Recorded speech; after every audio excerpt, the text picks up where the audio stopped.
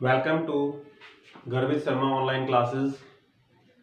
मैं संजीव कुमार शर्मा आज 10th class के बच्चों के लिए फर्स्ट चैप्टर ऑफ मैथ का लेके आया हूँ। The first chapter is real number.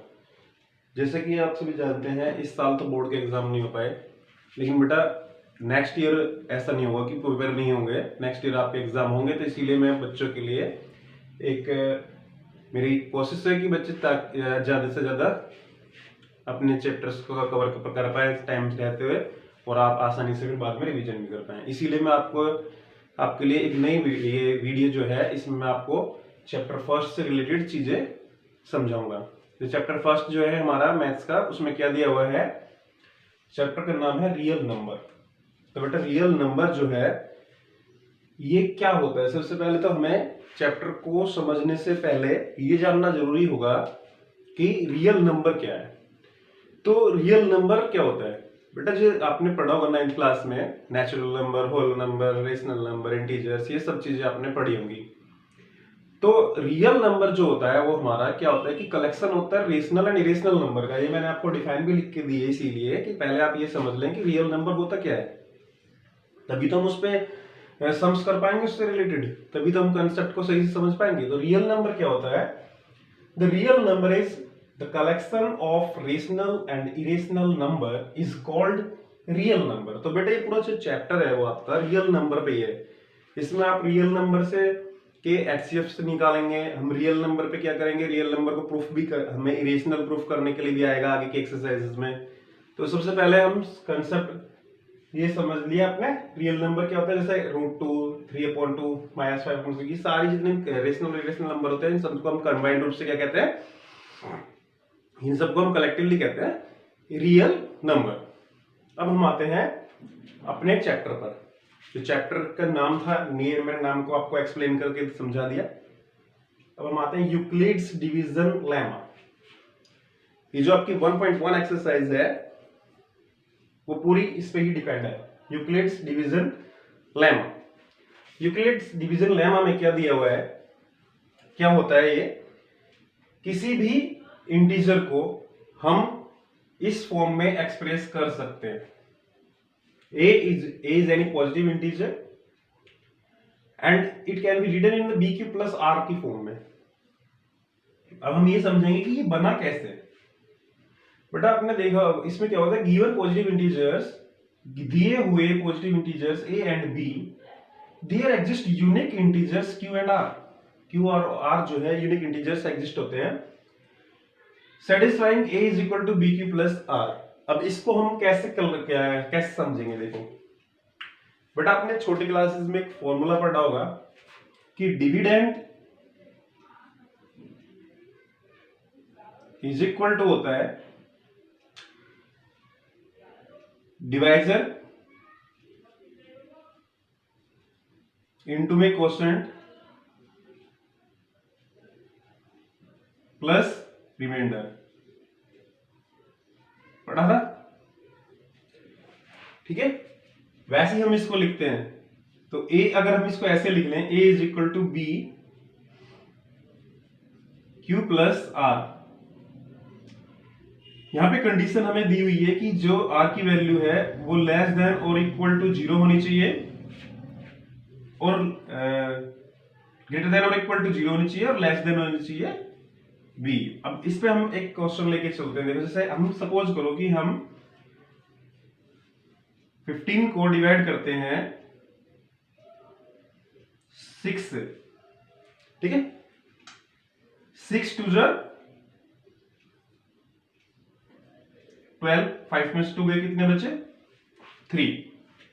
तो बेटा ये जो आपका 15 है ये तो हो जाएगा a, ये हो गया आपका b, ये हो गया q, और ये हो गया हमारा r। तो बेटा यही हमें इसके अंदर समझना है। अब देखो a की जगह आप क्या लिखेंगे 15, ठीक है। b की जगह आप क्या लिख रहे हो 6, q की जगह क्या आ जाएगा, q की जगह आएगा आपका 2, और प्लस आर कितना है 3। इसमें अपने ये समझ लो, ये समझने की बहुत जरूरत है, हमने कंडीशन क्या दी है कि आर जो रिमाइंडर है वो हमारा 0 के बराबर होना चाहिए या 0 से बड़ा होना चाहिए, लेकिन b से छोटा होना चाहिए। b हमारा क्या था 6। तो बेटा यहाँ पे रिमाइंडर कब बचता है, जब यहाँ से कम रिमाइंडर अगर कम आ जाए और आगे हमारे पास नंबर नोट करने के लिए ना हो, तो ये हमेशा रिमाइंडर जो होता है वो हमारा इससे बराबर नहीं आ सकता, क्योंकि अगर 6 होगा तो 6 1 6 चल जाएगा। तो इसलिए सबसे यही रिमाइंडर हमारा रहेगा। ठीक है, रिमाइंडर जो होता है वो हमेशा 6 से कम रहता है। ये था कंसेप्ट इसका। तो ये क्या होता है कि किसी भी पॉजिटिव इंटीजर को हम इस फॉर्म में लिख सकते हैं वेयर आर की वैल्यू जो है वो ग्रेटर देन और इक्वल टू 0 और less than is equal to b।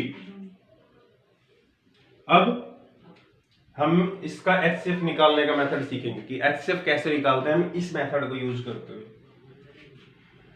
बेटा फर्स्ट क्वेश्चन में हमें दिया हुआ है 135 एंड 225, 135 एंड 225, ये हम इसको HCF निकालेंगे।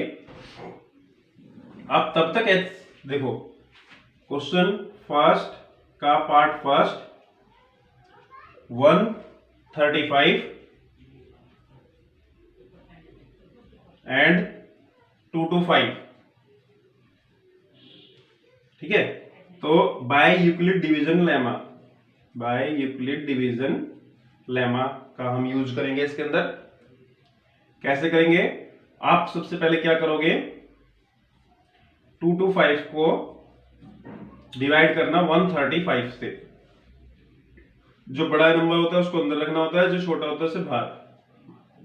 तो बेटा 135 1 जा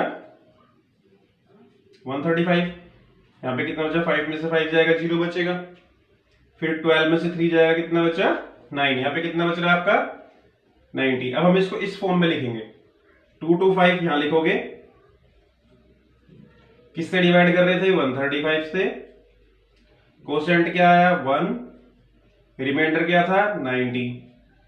तो बेटा अब मुझे बताइए क्या ये 90 0 के बराबर है, नहीं है। तो यहां पे आप क्या लिखोगे, r is not equal to 0, therefore अब 135 आपका बन जाएगा a और 90 बन जाएगा b। अब 135 को 90 से डिवाइड करेंगे ऐसे ही, तो 90 बन जा 90, 5 13 में से 9 जाएंगे तो बचे 4, कितना आया 45, इंटू में 1 प्लस में 45, क्या ये 0 के बराबर है, नहीं है। तो लिख दो r is not equal to 0। जब तक 0 नहीं आ जाएगा आपका r की वैल्यू, तब तक आप ऐसे ही चलते रहेंगे। अब ये जो है हमारा उठ के आएगा यहां पे हमारा, it comes here and divisor क्या होगा इसका 45, b की वैल्यू अब क्या हो जाएगी 45। अब आपको 90 को डिवाइड करना है 45 से, 45 2 जा 90, पूरा कट गया। तो बेटा 2 यहां लिखो प्लस 0, रिमाइंडर कितना आया हमारा 0 आ गया। तो अब लिखो बेटा r इज इक्वल टू 0 है, तो इसीलिए हम क्या लिखेंगे, therefore HCF of 135 and 225 is equal to, बेटा जब 0 आ जाता है ना हमारा, तो ये जो होगा डिवाइजर, जब r आपका 0 आ जाएगा तो ये जो डिवाइजर होगा that will be it's HCF। ये आपका HCF निकालने का तरीका है। ठीक है, वीडियो अच्छी लगी हो तो लाइक शेयर एंड सब्सक्राइब करें।